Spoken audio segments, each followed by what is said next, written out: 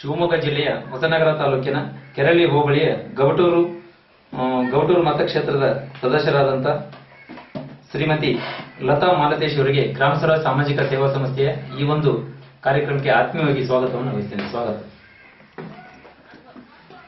Madam. ನೀವು ರಾಜಕೀಯ ಕ್ಷೇತ್ರಕ್ಕೆ ಬರೋದಕ್ಕಿಂತ ಮುಂಚೆ ಏನೆಲ್ಲ ಕಾರ್ಯಕ್ರಮಗಳು ಮಾಡ್ಕೊಂಡಿದ್ದೀರಿ? ನಿಮ್ಮ ಕಾರ್ಯಕ್ಷೇತ್ರ ಯಾವ್ದಾಗಿತ್ತು?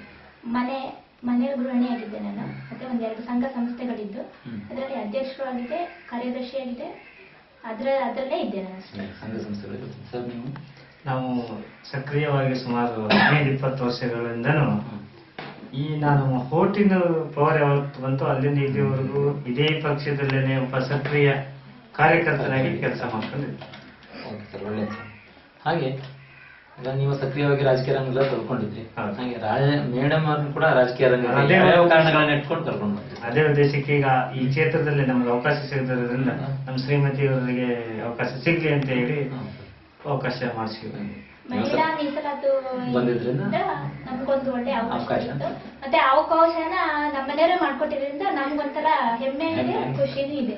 ಖಂಡಿತ ಸಕ್ರಿಯ ಕಾರ್ಯಕರ್ತರಾಗಿ ಒಂದು ರಾಜಕೀಯ ಪಕ್ಷದಲ್ಲಿ ಗುರುತಿಸ್ಕೊಂಡಂತ ತಾವು, ಯಾಕಂದ್ರೆ ಅಲ್ಲಿ ಬರ್ತಕ್ಕಂಥ ಮಹಿಳಾ ಮೀಸಲಾತಿ ಇರುವಾಗ ನಿಮ್ಮ ಮನೆಯವರನ್ನ ರಾಜಕಾರಣಕ್ಕೆ ತಂದಿದ್ದೀರಿ, ಅದು ಅದರ ಮೂಲಕ ಸಮಾಜ ಸೇವೆಯನ್ನು ಮಾಡ್ತಿದ್ರಿ, ಒಳ್ಳೆ ಒಂದು ಉದ್ದೇಶವನ್ನು ಇಟ್ಕೊಂಡಿದ್ದೀರಿ. ಹಾಗೆ ಸರ್, ನಿಮ್ಮನ್ನ ಗೆಲ್ಲಿಸಿದಂತ ಈ ಒಂದು ಕ್ಷೇತ್ರಕ್ಕೆ ಮುಂದಿನ 5 ವರ್ಷಗಳಲ್ಲಿ ಏನೆಲ್ಲ ಅಭಿವೃದ್ಧಿ ಕಾರ್ಯಕ್ರಮಗಳನ್ನು ಮಾಡ್ಬೇಕು ಅಂತ ಅನ್ಕೊಂಡಿದ್ದೀರಿ? ಮೊದಲನೇದಾಗಿ ನೀರಿನ ವ್ಯವಸ್ಥೆ ಸರಿಯಾಗಿಲ್ಲ ಸರ್. ಇಲ್ಲಿ ಒಂದು ಓವರ್ ಟ್ಯಾಂಕ್ ಬೇಕು ನಮ್ಮ ಏರಿಯಾಕ್ಕೆ, ಮತ್ತೆ ಒಂದು ಒಳ್ಳೆ TC ಬೇಕು, ರಸ್ತೆ ಬೇಕು, ಒಳಚರಂಡಿ ನಿರ್ಮಾಣ ಬೇಕು, ಮತ್ತೆ ಬೀದಿ ದೀಪಗಳ ಸೌಲಭ್ಯ ಇರಬೇಕು. ಇದೆಲ್ಲ ಮಾಡಿದ್ರೆ ನಮ್ಮ ಗ್ರಾಮ ಒಂದು ಮಟ್ಟಕ್ಕೆ ಅಭಿವೃದ್ಧಿ ಹೊಂದಕ್ಕೆ ಸಾಧ್ಯ ಏನೋ ಅನ್ನೋ ಒಂದು ಉದ್ದೇಶದಿಂದ ನಾವು ಗೆದ್ದಿದ್ದೀವಿ. ಮತ್ತೆ ಅದಕ್ಕೆ ಎಷ್ಟು ಬೇಕಷ್ಟು ಪ್ರಯತ್ನನೂ ಆಗ್ತಾ ಇದೆ. ಈ ಹಿಂದೆ ಏನಾಗಿತ್ತು ಅಂತ ಹೇಳಿದ್ರೆ, ಈ ಸ್ವಕ್ಷೇತ್ರದ ಈ ನಮ್ಮ ಭಾಗದಲ್ಲಿ ಯಾರು ಒಂದು ಈ ರಾಜಕೀಯ ರಂಗಕ್ಕೆ ಬರಕ್ಕೆ ಹೋಗ್ತಿರ್ಲಿಲ್ಲ, ಬಂದ್ರು ಇಲ್ಲಿ ಗೆಲ್ಲಿಸ್ತಿರ್ಲಿಲ್ಲ. ಅವ್ರು ಇಲ್ಲಿ ಬಂದು ನಿಂತ್ಕೊಂಡು, ಹೊರಗಡೆಯಿಂದ ಬಂದು ನಿಂತ್ಕೊಂಡು ಇಲ್ಲಿ ಗೆಲ್ತಿದ್ರು.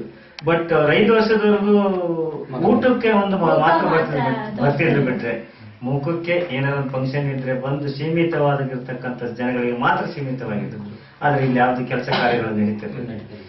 ಅದನ್ನೆಲ್ಲ ನೋಡ್ಬಿಟ್ಟು ನಮ್ಗೆ ನಮ್ಮ ಮನೆಯವರೇ ನಿಂತು ಇಲ್ಲಿ ಗೆದ್ರೆ ನಮ್ಗೆ ಕೆಲಸ ಮಾಡಕ್ಕೆ ಒಂದು ಒಳ್ಳೇದಾಗುತ್ತೆ ಅನ್ನೋ ಭಾವನೆಯಿಂದ ಜನಗಳ ಹತ್ರ ಹೋದಾಗ ಜನಗಳು ನಮ್ಮನ್ನ ಒಳ್ಳೆ ಮನೋಭಾವನೆಯಿಂದ. ಓಕೆ ಮೇಡಮ್ ಹೇಳಿದಾಗೆ ಅಷ್ಟೊಂದು ಉದ್ದೇಶಗಳನ್ನು ಇಟ್ಕೊಂಡಿದ್ದೀವಿ. ಆದ್ರೆ ಗ್ರಾಮ ಪಂಚಾಯತಿಗಳಿಗೆ ಸರ್ಕಾರ ನೀಡತಕ್ಕಂಥ ಅನುದಾನ ಇಷ್ಟೊಂದು ಕಾರ್ಯಕ್ರಮಗಳಿಗೆ ಸಾಕಾಗ್ತಿದೆಯಾ? ಖಂಡಿತ ಇಲ್ಲ ಸರ್. ಯಾಕಂದ್ರೆ ರಿಪಿನ್ಪೇಟೆ ಪಟ್ಟಣ ಪಂಚಾಯತಿ ರೀತಿಯಲ್ಲಿ ಬೆಳೀತಾ ಇರೋ ನಗರನೇ ಆಗ್ತಾ ಇದೆ, ಜನಸಂಖ್ಯೆನೂ ಹೆಚ್ಚಿಗೆ ಇದೆ, ಮತ್ತೆ ಅನುದಾನಗಳು ಯಾವ ಲೆಕ್ಕಕ್ಕೂ ಸಾಕಾಗ್ತಾ ಇಲ್ಲ. ಗ್ರಾಮ ಪಂಚಾಯತಿಗೆ ಬರೋ ಅನುದಾನ ನಾವೆಲ್ಲ ಸಮೀಕ್ಷೆ ಮಾಡಿ ನೋಡಿದಾಗ ಎಲ್ಲೂ ಅದ್ರ ಕಾಲ್ ಭಾಗನೂ ಕೆಲಸನೂ ಆಗಲ್ಲ, ಮತ್ತೆ ಸಾಕಾಗಲ್ಲ ಅದು.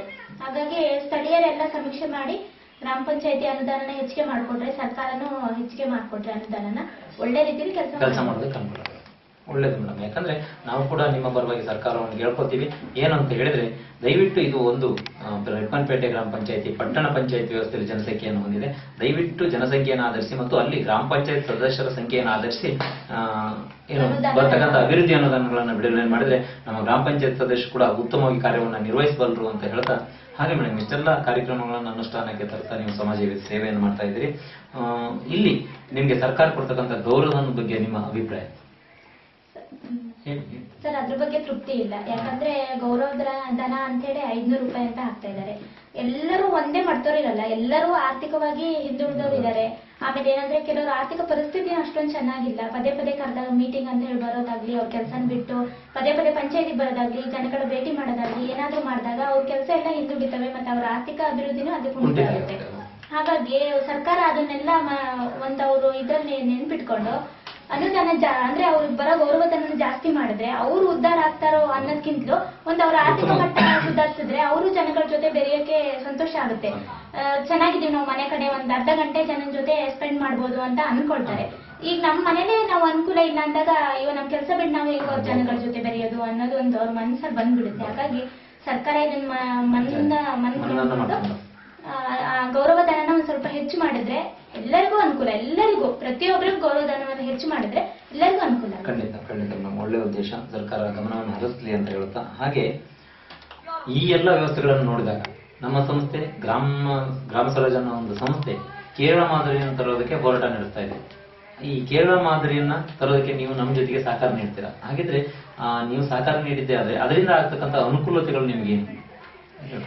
ಅದರಿಂದ ಆಗ್ತಾ ಬಂದಿರತಕ್ಕಂಥ ಅನುಕೂಲಗಳು ಏನು ಅಂತ ಹೇಳಿದ್ರೆ, ಈಗ ನೋಡಿ ಅಲ್ಲೆಲ್ಲ ಕೇರಳದಲ್ಲಿ ಆಕ್ಚುಲಿ ಹೇಳ್ಬೇಕಂದ್ರೆ ಅಧ್ಯಕ್ಷರಿಗೆ ಉಪಾಧ್ಯಕ್ಷರಿಗೆ 10,000 8,000 ಹೀಗೆಲ್ಲ ಇದೆ.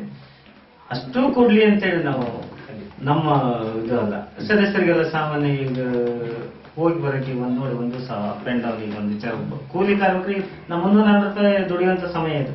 ಹಾಗಿರ್ಬೇಕಾದ್ರೆ ಈಗ ಜನಸಾಮಾನ್ಯರ ಜೊತೆಗೆ ಒಂದರ ಕಾಫಿ ಅಂತ ಕುಡಿತಾರೆ, ಟೀ ಅಂತ ಕುಡಿತಾರೆ, ಎಂತೆಂಥದ್ದು ಮಾಡ್ತಾರೆ. ಒಬ್ಬ ಸದಸ್ಯರಿಗೆ ಅಂದ್ರೆ ಅವ್ರದ್ದೇ ಆಗಿರ್ತಕ್ಕಂಥ ಒಂದು ಇದೆ. ಕೇರಳ ಮಾದರಿಯಲ್ಲೂ ನಮ್ಮಲ್ಲೂ ಕರ್ನಾಟಕದಲ್ಲೂ ಆದ್ರೆ ನಮಗೊಬ್ಬರಿಗೆ ಅಂತ ಅಲ್ಲ, ಇಡೀ ನಮ್ಮ ರಾಜ್ಯಕ್ಕೆ ಒಂದು ಹೆಮ್ಮೆಯ ವಿಷಯ ಅಂತ ಹೇಳ್ತಾರೆ. ಅದೇನ್ ಗೊತ್ತಾ, ಒಂದು ಮಾದರಿ ಆಗುತ್ತೆ ಎಲ್ಲರಿಗೂ. ಈಗ ಕೇರಳ ಮಾದರಿ ಅಂತ ನಾವು ಹೇಗೆ ಹೇಳ್ತೀವೋ ಹಾಗೆ ಕರ್ನಾಟಕ ಮಾದರಿ ಅಂತ ಆಗುತ್ತೆ. ನೆಕ್ಸ್ಟ್ ಎಲ್ಲ ಸ್ಟೇಟ್ ಅಲ್ಲೂ ಇಂಥದೊಂದು ವ್ಯವಸ್ಥೆ ಜಾರಿ ಬರುತ್ತೆ. ಆಮೇಲೆ ಏನಾದ್ರು ಬಸ್ ಪಾಸ್ ಎಲ್ಲ ಮಾಡಿಸಿದ್ರೆ ನಾವೆಲ್ಲ ದೂರದಿಂದ ಬರೋರು, ಬರೀ ನಮ್ಮ ಮನೆಯವರು ಇದ್ರೆ ಮಾತ್ರ ನಾವು ಬಂದು ಹೋಗ್ಬೇಕು ಅಷ್ಟೇ ವ್ಯವಸ್ಥೆ.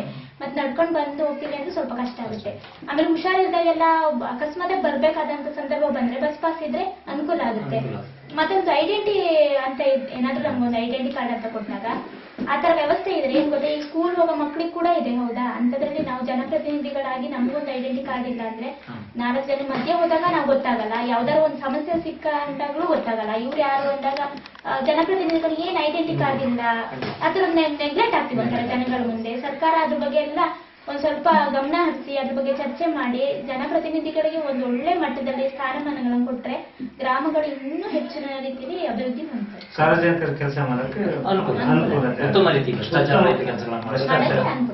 ಖಂಡಿತ ನಿಮ್ಮ ರೀತಿನೇ ಎಲ್ಲ ಗ್ರಾಮ ಪಂಚಾಯತ್ ಸದಸ್ಯರು ಕೂಡ ನಮ್ಮ ಸಂಸ್ಥೆಯ ಜೊತೆ ಕೈ ಜೋಡಿಸಿದ್ರೆ ಕೇರಳ ಮಾದರಿ ತರುವುದರಲ್ಲಿ ಎಷ್ಟೆಲ್ಲ ಹೋರಾಟಗಳನ್ನು ಮಾಡಬಹುದು, ಅದಕ್ಕೆ ಯಾವ ರೀತಿ ವೇದಿಕೆಗಳನ್ನು ಸಜ್ಜುಗೊಳಿಸಬಹುದು ಅಂತೇಳಿ ನಮ್ಮ ಸಂಸ್ಥೆ ಖಂಡಿತವಾಗಿ ಏರ್ಪಾಡುಗಳನ್ನು ಮಾಡ್ತಾ ಇದೆ. ಹಾಗೆ ನಮ್ಮ ಸಂಸ್ಥೆ ಏನು ಅಂತ ಹೇಳಿದ್ರೆ ಗ್ರಾಮ ಸ್ವರಾಜ್ಯ ಸಾಮಾಜಿಕ ಸೇವಾ ಸಂಸ್ಥೆ ಸಮಸ್ಯೆಗಳುಳ್ಳಂತ ಗ್ರಾಮ ಪಂಚಾಯತಿ ಸದಸ್ಯರು, ಉಪಾಧ್ಯಕ್ಷರು, ಅಧ್ಯಕ್ಷರನ್ನ ಒಂದೆಡೆ ಜಿಲ್ಲಾ ಮಟ್ಟದಲ್ಲಿ ಇರ್ಬೋದು ಮತ್ತು ರಾಜ್ಯ ಮಟ್ಟದಲ್ಲಿ ಇರ್ಬೋದು ಒಂದೆಡೆ ಸೇರಿಸಿ ದೊಡ್ಡದಾದ ಸಮಾವೇಶವನ್ನು ಆಯೋಜನೆ ಮಾಡಿ ಈ ಎಲ್ಲ ವ್ಯವಸ್ಥೆಗಳಿಗಾಗಿ ಸರ್ಕಾರದ ಮೇಲೆ ಒತ್ತಡ ತರೋದಕ್ಕೆ ನೀವು ಯಾವ ರೀತಿಯಾಗಿ ನಮಗೆ ಭಾಗವಹಿಸಿ ಸಪೋರ್ಟ್ ಅನ್ನು ಮಾಡ್ತೀರಿ? ಸಕ್ರಿಯವಾಗಿ ನಾವು ನೀವು ಎಲ್ಲಿಗೆ ಕರೆದ್ರು ನಿಮ್ಮ ಕಾರ್ಯಕ್ರಮ ಯಶಸ್ವಿಯಾಗಲಿ ಆ ಕಾರ್ಯಕ್ರಮಕ್ಕೆ ನಾವು ಬೆಂಬಲ ಕೊಡ್ತೇವೆ. ಹೋರಾಟಗಾರರಾಗಿ ಸಕ್ರಿಯ ಕಾರ್ಯಕರ್ತ, ಅದರಲ್ಲೂ ನಾವು ಸಕ್ರಿಯ ಕಾರ್ಯಕರ್ತರಾಗಿ ನಿಮ್ ಜೊತೆಗೆ ನಾವು ಖಂಡಿತ ಕೈ ಜೋಡಿಸ್ತೇವೆ. ಮತ್ತೆ ಇದನ್ನು ಮುಂದುವರ್ಸ್ಕೊಂಡು ಕೂಡ ನೀವು ಹೋಗ್ಬೇಕು. ಯಾಕಂದ್ರೆ 1 ವರ್ಷ 2 ವರ್ಷ ಮಾಡಿ ಸಾಕು ಅಂತ ಹೇಳಿ ಕೈ ಬಿಡೋದಲ್ಲ.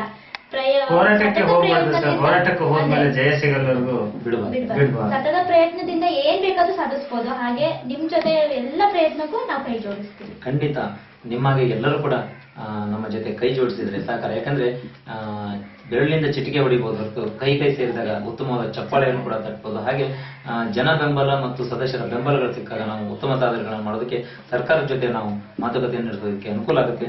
ನೀವು ಇದುವರೆಗೂ 10 ನಿಮಿಷಗಳ ಕಾಲಾವಕಾಶ ನಮ್ಮೊಂದಿಗೆ ಕಳೆದಿದ್ದೀರಿ. ತುಂಬ ಹೃದಯದ ಧನ್ಯವಾದಗಳು ಸಂಸ್ಥೆಯ ಪರವಾಗಿ. ಹಾಗೆ ನೀವು ಈ ಬಾರಿಯ ಚುನಾವಣೆಯಲ್ಲಿ ಅದ್ದೂರಿಯಾಗಿ ಜಯಗಳಿಸಿದ್ದೀರಿ. ಕಾರಣ ನಮ್ಮ ಸಂಸ್ಥೆ ನಿಮ್ಮನ್ನ ತುಂಬ ಹೃದಯದಿಂದ ಅಭಿನಂದಿಸುತ್ತದೆ. ದಯವಿಟ್ಟು ಅಭಿನಂದನಾ ಪತ್ರವನ್ನು ಸ್ವೀಕರಿಸಿ.